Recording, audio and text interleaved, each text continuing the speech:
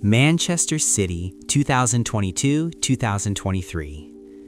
In a single season, City won the Premier League, the FA Cup, the UEFA Champions League, the UEFA Super Cup, and the FIFA Club World Cup.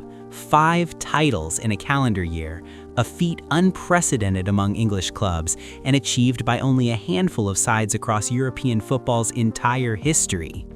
The Champions League had been the one piece missing from Guardiola's City project, the competition that had haunted them through semi-final exits and a final defeat to Chelsea in 2021. In Istanbul, they beat Inter Milan 1-0, with Rodri's strike the only goal.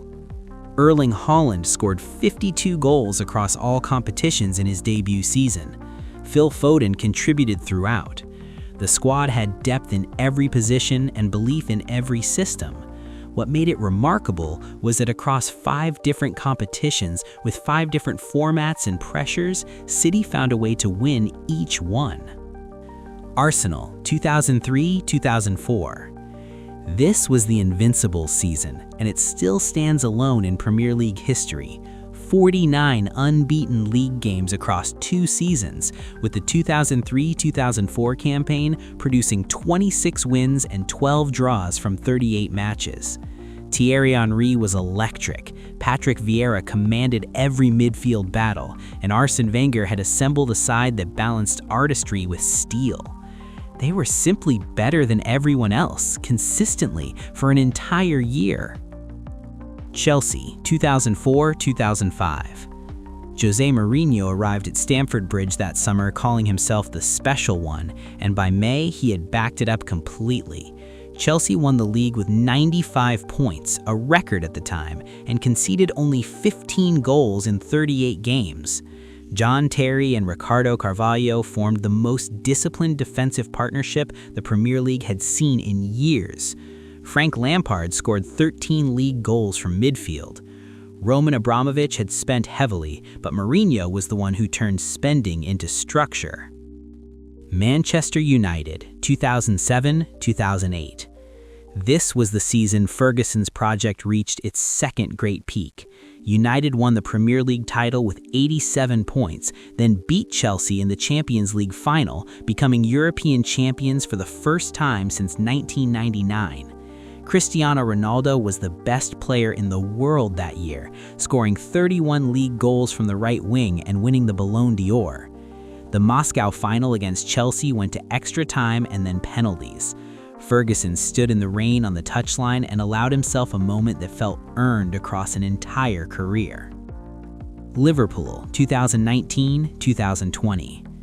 After 30 years without a league title, Liverpool finally ended the wait, and they did it in a manner that removed all doubt. 99 points, 32 wins, an 18-point gap over second place. Jurgen Klopp had spent years shaping this team, and everything came together at once. Virgil van Dijk was immovable at the back. Mohamed Salah, Sadio Mane, and Roberto Firmino worked as a fluid, high-pressing unit, and the club was rocking every home game. Tottenham Hotspur 2016-2017. Spurs have never won the Premier League, but this campaign came closer than anything before or since. They finished second with 86 points, a total that would have won the title in almost any other year, and played some of the most attacking football seen in England that decade. Harry Kane was at his most dangerous. Dele Alli had arrived as a genuine star. The fact that they fell just short of Chelsea doesn't diminish what they produced. For Tottenham supporters, this season remains the clearest measure of what might have been. Everton 1984-1985. Before the Premier League era, Everton produced a campaign that placed them among the genuine giants of English football for a brief, brilliant period. Howard Kendall's side won the First Division title that year, reached the European Cup Winners' Cup final, and won the FA Cup the previous season. The 1984-85 campaign in particular featured a squad with genuine quality across every position. Neville Southall in goal, Peter Reid driving the midfield, Gary Lineker arriving the following summer as confirmation that this was a club on the rise. It remains the last time Everton were truly considered among England's elite. Aston Villa, 1980-1981. Villa won the First Division title that year, the last time they've been champions of England, and followed it 12 months later with the European Cup, the most prestigious prize in club football. The 1980-81 campaign in particular featured a squad with a remarkably small squad, managed by Ron Saunders before Tony Barton took over for the European run. Peter Wyth, Gary Shaw, and Gordon Cowans were central figures. For a club of Villa's size, the achievement of winning the league and then Europe back-to-back places that era in a category entirely of its own in their history. Newcastle United, 1995-1996. Newcastle didn't win the title that year, but the way they came so close and the manner in which it unraveled made this one of the most emotionally charged seasons the Premier League has produced. Kevin Keegan's side played with breathtaking attacking intent. Les Ferdinand, David Gignola, Peter Beardsley, with Alan Shearer arriving in the summer after. They led the table by 12 points in January before Manchester United reeled them in. The footage of Kevin Keegan's emotional press conference after the "I would love it" outburst captured a man and a club desperate to deliver. West Ham United, 1964-1965. Club football rarely intersects with national history as clearly as it did for West Ham in the mid-1960s.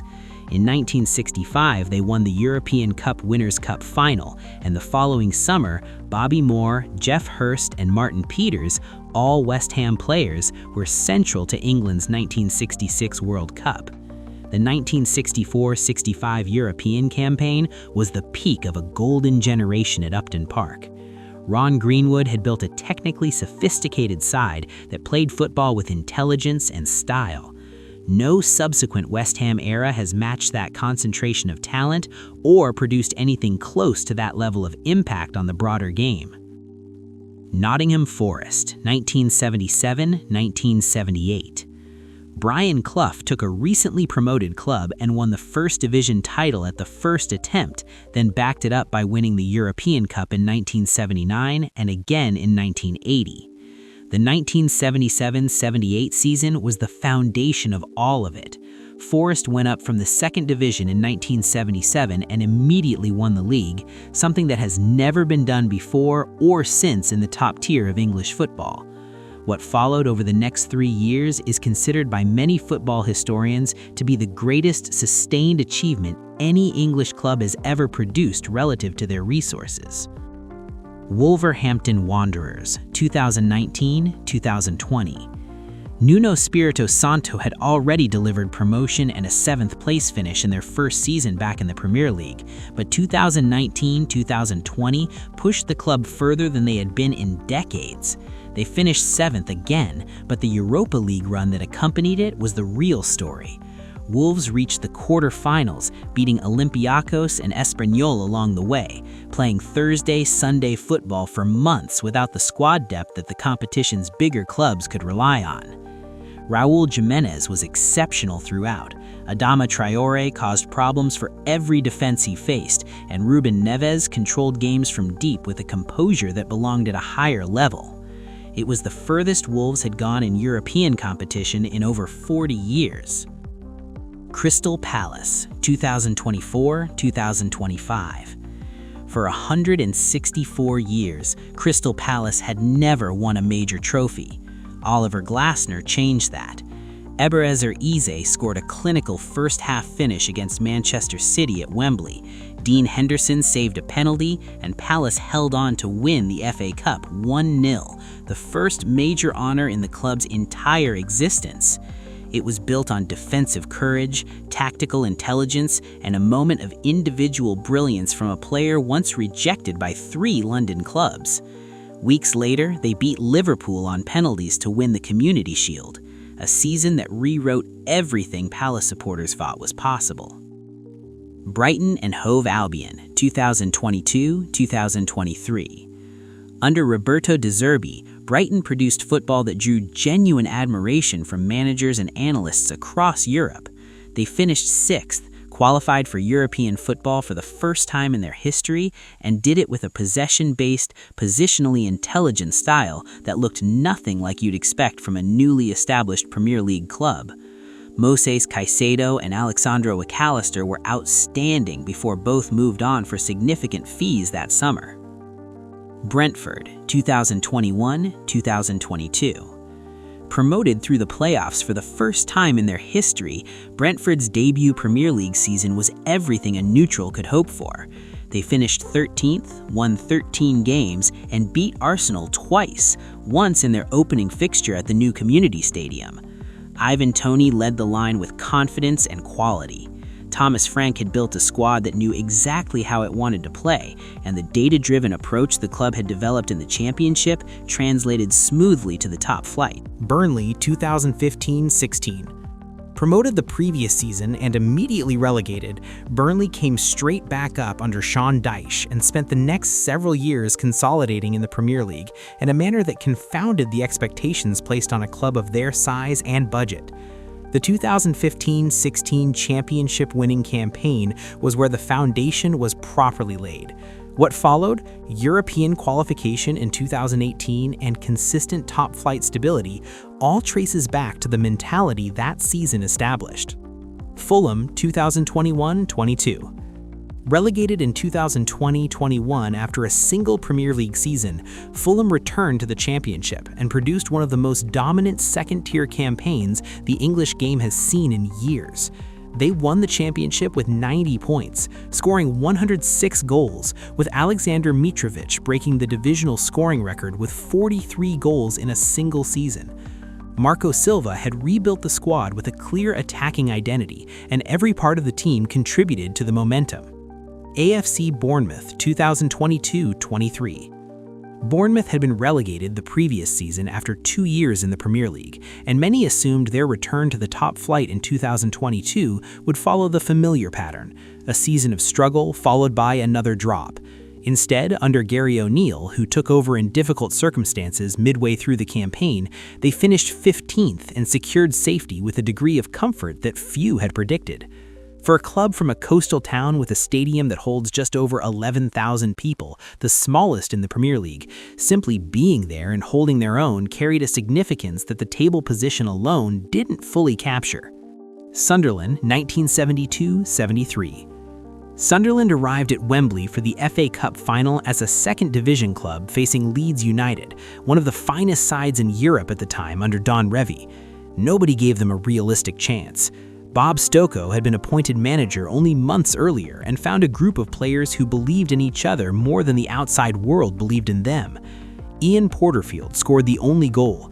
Jim Montgomery produced what is still considered one of the greatest double saves in FA Cup final history, denying both Peter Lorimer and Trevor Cherry in a single moment that seemed to defy physics. Sunderland won 0-1. The image of Stokoe running across the Wembley turf in his suit and trilby hat toward goalkeeper Montgomery at the final whistle remains one of English football's most enduring photographs. Leeds United, 1991-92. The final First Division title before the Premier League began went to Howard Wilkinson's Leeds United, and it remains the last time the club were champions of England. Eric Cantona played a role, though a limited one, before his move to Manchester United that winter, which would prove to have consequences for both clubs in very different directions. Gordon Strachan was the driving force in midfield. Lee Chapman led the line. It was a season decided on consistency rather than brilliance, but it arrived at the exact right moment for a club re-emerging from years of decline.